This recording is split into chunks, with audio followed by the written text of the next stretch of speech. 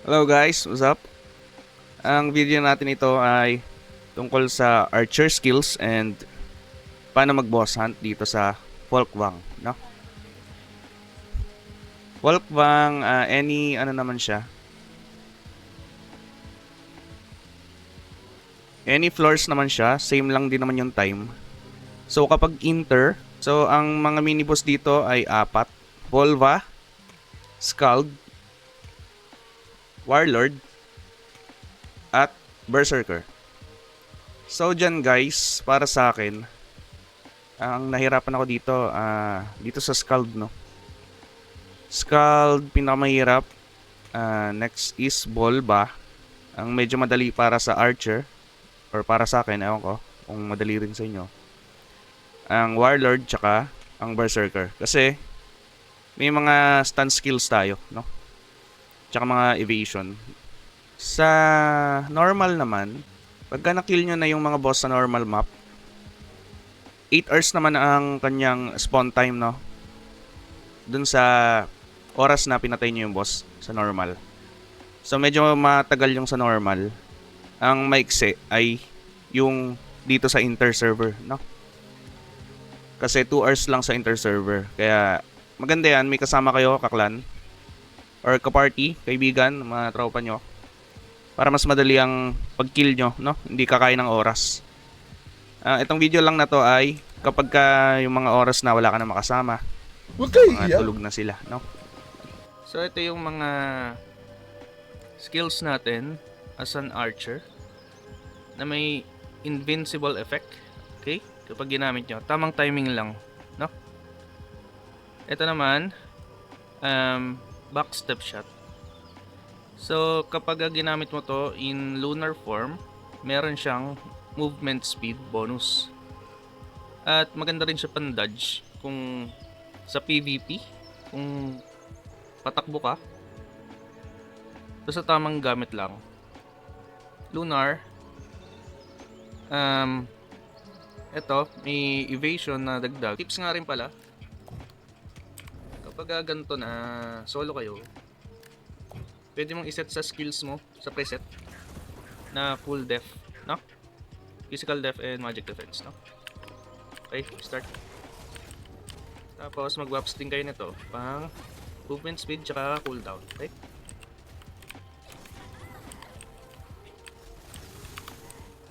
Tamang dodge lang guys. Pag gusto nyo lumayo, gamit kayo nitong backstep. Tapos cooldown.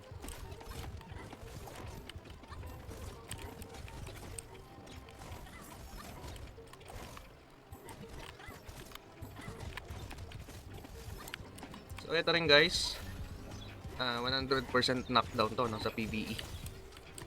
Pero pag sa boss, parang ano lang siya, flinch lang siya. Basta ma-maximize nyo lang yung skills nyo. Dodge, tipid-tipid.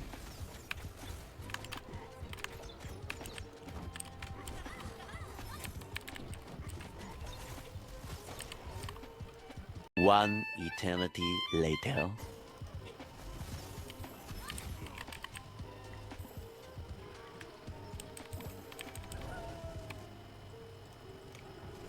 So ayun guys, hindi naman advisable to na solo hin mo, no?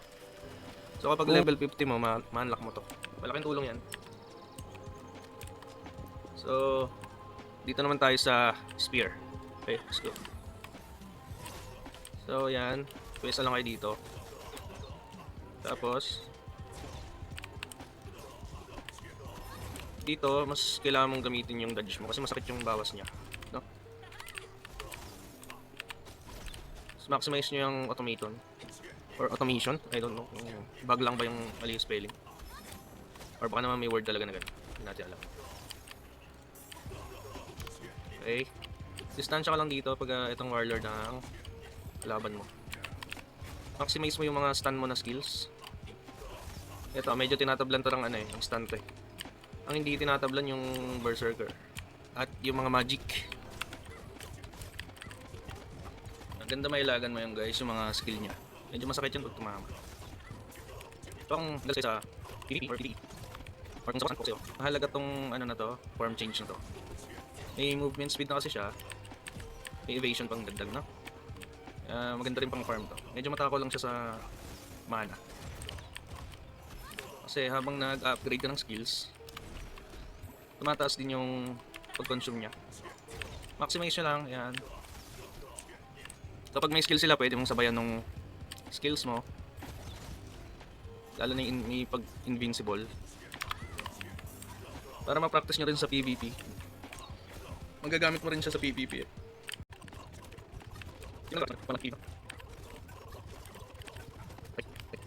Once na napatumba ka niyan, dire-diretso na yan kung hindi ka makakailag agad.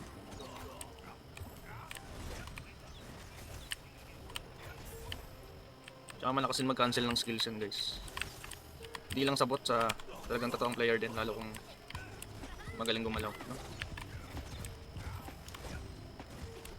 Tamang dodge lang, tsaka tamang i-maximize nyo lang yung utility ng skills nyo, mga effects ng skills nyo. Lalo na to, mahalaga to. Apply movement speed yan, boost instead of evasion, no? Kapag ka naka-lunar form ka. So mga skill effects din kasi talagang maganda makabisado sa kada karakter, no? Hindi lang basta pindot-pindot lang yan. May mga detailed effect yan, detailed info, no? Tsaka, advice ko lang mag-invest kayo dito sa mga panggawa ng tome, no? Malaking tulong to guys, ito mga to. So kung may budget ka at hindi ka F2P, I suggest bilhin mo yung mga packages na may laman na ganito, okay? Next is Volva. Ito medyo hirap ako dito guys. So hindi ko alam kung kaya natin ngayon, no? Tara try natin. Malay mag-work. So ayan guys, yung mga ganyang skills, lalo yan, magagamit mo yung mga detailed effects ng skills mo kasi masakit ang skills niyan eh. May times na kailangan mo lumapit sa kanya, so magagamit mo naman tong arrow kick kasi magte-teleport siya sa kalaban, no? One eternity later.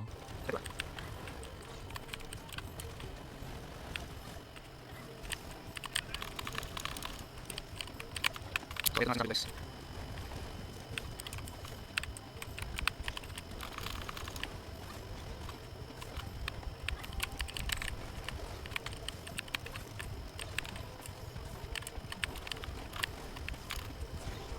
So yun guys, ganun kahirap kalaban ng Volva, no? Sa 4F. Okay, muntik nang mamatay. So ngayon, pero kung dalawa kayo dito, easy lang to ha. Huwag niyong pahirapan ng sarili niyo kung may kasama kayo. Dito sa Volva, sa Scald, medyo mahirap to guys kasi medyo hindi nyo makakita yung skills nito, mabilis mag skills to eh. Hindi katulad sa Volva na may animation. Pero kung mabangis kayo, kayang-kaya nyo to. So, pa-hold down lang kayo. At kung napapansin nyo dito pala, i-max nyo to, itong potion nyo, kung ganito ang gagawin nyo. Pero ano lang naman to, reset na pala. Okay, strike. Ano mawawala eh. Medyo mahirap to guys. Yan, maximize yung mga skills na nakakastan. Hindi siya ganun kasakit yung damage niya, no? Pero mamaya to guys, masakit to. Sa umpisa lang yan. Kita mo, hindi mo makita yung skills niya guys. Medyo nakakainis lang dito. Yung skill niya is puro knockdown, no? Kapag gagamit natin tong lunar form, so bumibilis yung movement speed natin, no? Kapag ginamit natin yung backstep shot, tulad yan, medyo makakabili tayo ng oras para tumakbo. So ibig sabihin, marami kang oras na tumakbo, nagre-regen ka. One eternity later. Silang talaga ito kasi kanina nahirapan ako.